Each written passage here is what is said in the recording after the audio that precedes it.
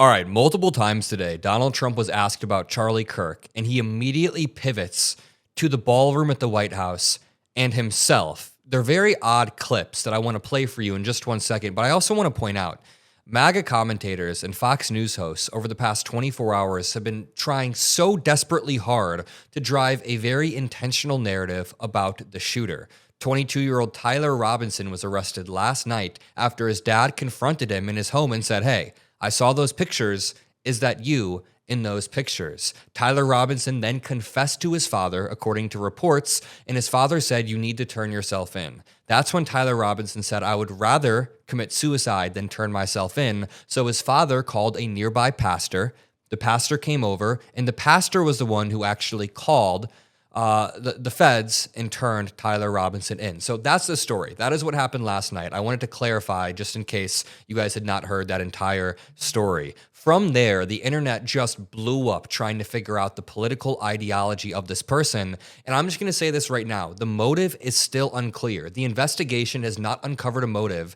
We have only seen a lot of internet sleuthing online, and people kept getting it wrong. They dug up the address of someone named Tyler Robinson, who was apparently registered Republican, and it was a 45-year-old guy. This guy is getting harassed now. They dug up another address of somebody who was making online posts under the name Tyler R., and it was the wrong guy. So the point that I want to make is, please do not be jumping to conclusions. We still are unsure of the exact motive because the guy was just memeing a bunch in the bullets. Some people have pulled up photos from 2017 to 2018, but I would urge you to be careful coming to conclusions from photos that were posted 7 to 8 years ago, when now he seems to have gotten radicalized over the past year or two. The purpose of this video is going to be disrupting the Fox News MAGA host narrative that they are currently pushing and making sure we're all grounded in reality. I've been getting a lot of emotional emails, people mad at me, but my job is to report the news, stay grounded in reality, and let's just start with this Fox News clip,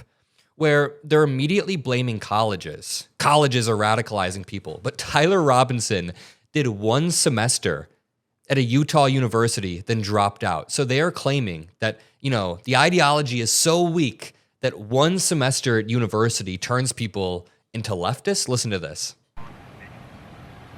It is a good point. I want to point something else out. You heard the family member say that this young man became more political in recent years. Well, what did he do in recent years? He went to college. That's where kids are getting radicalized. It's not just online. Our campuses are where a lot of radicalization, hate, and intolerance starts from. And so when he says it's an attack on all of us, I'm going to say this. No, it's an attack on conservatives.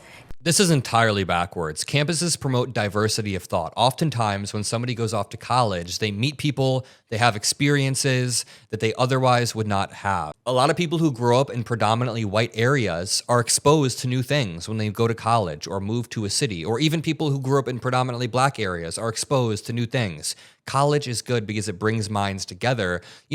I've been working really hard to disrupt this exact narrative. First of all, somebody said, the hotbed of leftist militancy, the electrical apprenticeship program at Utah's Dixie Technical College, which is where he spent 1 semester at. You think that leftist militancy is coming from electrical apprenticeship? That's what they're saying over on Fox News. I've had my own framework for discussing this problem throughout the day. And no, it's not about college. It's not about leftism. There's a very specific problem that I want to point out that I've seen myself. This post I wrote went very viral. It got a lot of good reception, but a lot of people were angry. A lot of people in the comments of my audience were angry that I read this. Let me just explain it. This is from my own experience. It says, I'm 22 years old, the same age as Tyler Robinson, and I believe we have a bigger problem here. Young men are being radicalized by the internet at an unprecedented rate, which was only accelerated by COVID's isolation, plus foreign actors trying to incentivize this type of radicalization. I've seen it happen to many of my friends. Young men spending their formative years clawing back from COVID isolation, usually spending too much time deep in algorithms. Now, people are debating whether Tyler Robinson was far leftist or on the far right. We actually don't know yet. We don't have confirmation. People are digging up 8-year-old posts and trying to connect dots. We don't know yet. It says people are debating whether he's on the far right or the far left, but it doesn't really matter. Another young white male who looks eerily similar to this guy shot up another high school at the exact same time. The ideology does not matter right now. He was at the whims of the algorithm that was radicalizing him. That algorithm could have just as easily introduced him to a Nick Fuentes. Half of his bullets had random memes on them. This was not some ideologue that was confident in his views. This was a kid who was just radicalized. And I then posted a few photos of the white dude who shot up the Colorado high school, Thomas Matthew Crooks, and Tyler Robinson. These are all people who have been radicalized by algorithms. Now, the comments ate me up. They said, Adam, why are you trying to say this is both sides, that both sides are bad? What you're doing right there is engaging in the same type of division I am trying to call out here. In no reality would I say that both sides are to blame for political violence. All the time on the show, I say that right-wingers disproportionately commit violence and spread violence in a top-down manner coming from the President of the United States. But I wasn't making this post to make a political divisive point. I was trying to point to a broader issue that I have personally seen. So somebody wrote me this long comment saying, Adam, I'm unsubscribing because it looks like you just both sides the issue and you blamed liberals too. I wasn't blaming anybody. You, by saying that, are admitting that you want me to be so dogmatically divisive that I can't even arrive at a thought that is bigger than the ideology of these people. So I want to, sorry, I don't mean to get too intense there, but people were on my ass about a post that I thought was rather rational. And if you disagree with that, then actually write something out.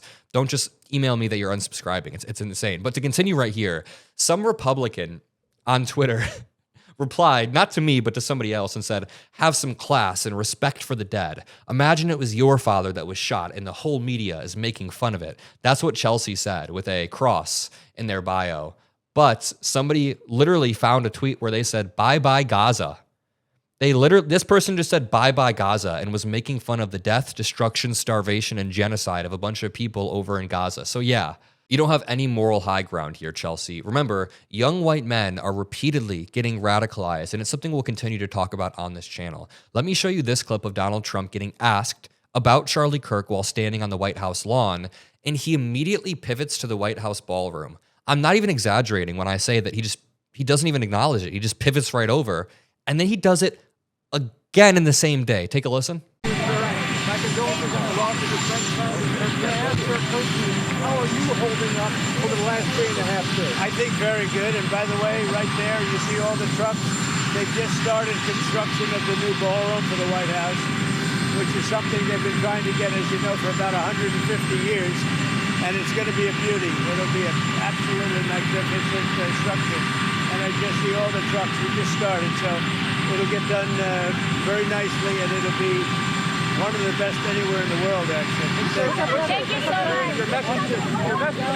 much. What in the hell? Listen to this. He does it one more time. He gets asked right here, what do you think about the Charlie Kirk thing? And he says, oh, I was building a great, great ballroom when I heard it. Then he just goes to talk about the ballroom. This is bizarre.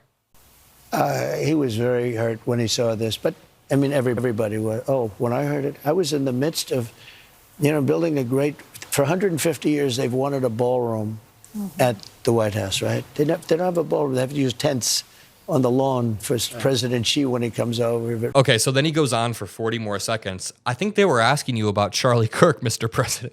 I think they were asking about something completely differently. Either way, I'm going to leave it there. If you appreciate the videos we make on the Adam Mockler channel and the breakdowns that we provide, drop a like, subscribe below. You don't have to agree with everything, but just let me know in the comment section when you disagree. I love you all, and peace out.